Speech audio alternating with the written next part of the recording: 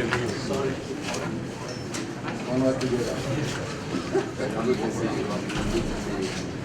Still willing able are ready to fly. Good to see you. Thank you. Represented by the Director of Internal Security, members of the INEC Press Corps, ladies and gentlemen.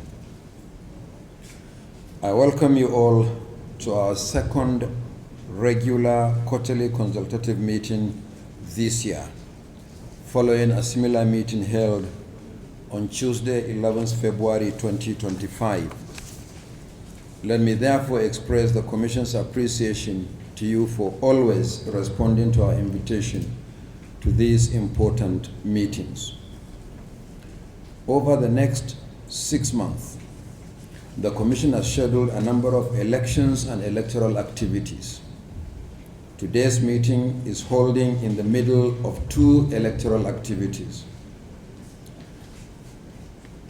These activities require security deployment, and there are 3 of them.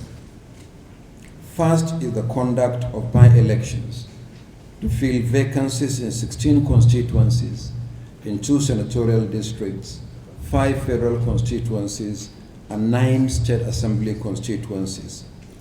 The by-elections will be held in 12 states of the Federation, involving 32 local government areas, 356 wards, and 6,987 polling units. The by-elections will be held on the 16th of August 2025.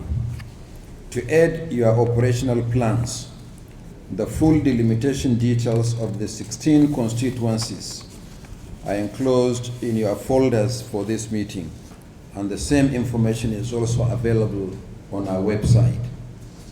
Furthermore, 2 outstanding court-ordered rerun elections, severely disrupted by thuggery and violence, will also be held on the same date upon assurances from the relevant security agencies for adequate security protection. These are the Enugu South 1 state constituency in Enugu State and the Garis Anyawa state constituency in Kano State. The second activity is the off-cycle governorship election in Anambra State, scheduled for 8th November 2025.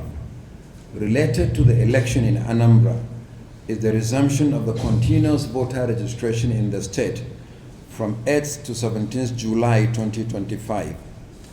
Only yesterday, the Commission released the timelines and locations of the exercise, which will be held simultaneously in 326 wards across the state. Although the security situation in the state is calmer now than what it was on the eve of the last governorship election 4 years ago, I urge you to use the continuous voter registration to fine-tune your preparations for securing the forthcoming election. Detailed information on the location of the voter registration centers is also enclosed in your folders for this meeting. The third activity is the resumption of the continuous voter registration nationwide, beginning with the online pre-registration of voters on 18th August 2025, followed by the in-person registration on 25th August 2025.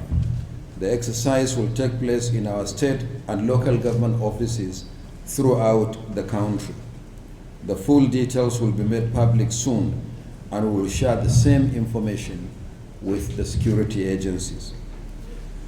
As we plan for the by-elections, the Anambra State governorship election, and the resumption of the continuous voter registration, I call on security agencies to make adequate and proactive arrangements for the protection of personnel and assets to be deployed by the Commission and all stakeholders for these activities. There are some specific areas of security concern raised by political parties, civil society organizations, and the media at our last consultative meetings with them a few days ago. These concerns will be presented to you for necessary action at this meeting. So with these few remarks, I welcome you once again to this. My name is Hassan Abdullahi, sitting in for the National Security Advisor, who has sent his special greetings and has asked me to convey his gratitude to the INEC leadership and the entire ISIS membership for your unwavering commitment to ensuring free and fair and secure elections since the current administration began 2 years ago. Indeed, our collaborative efforts have been the mainstay of maintaining peace and order during the elections so far held.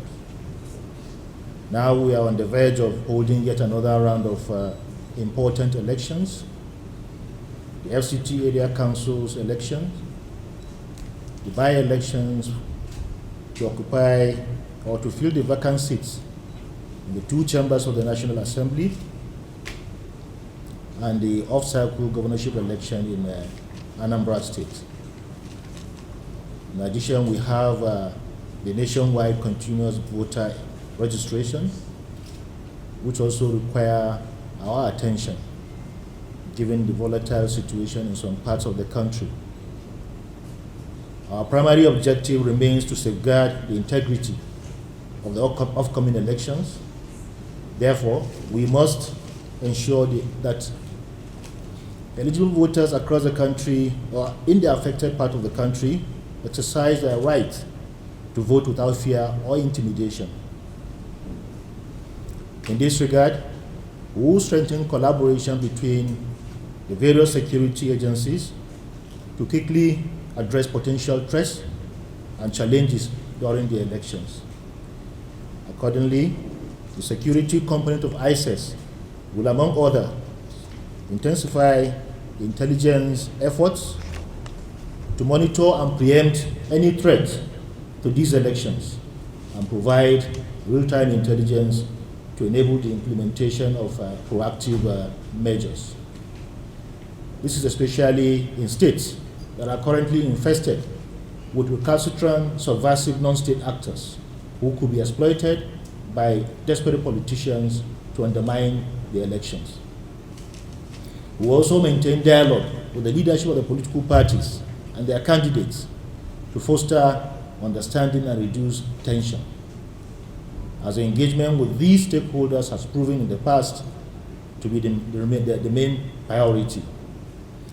Finally, political actors and their supporters in the affected states and the FCT are warned to conduct themselves with decorum and respect for the democratic process, as any form of electoral violence and malpractice has no place in our elections.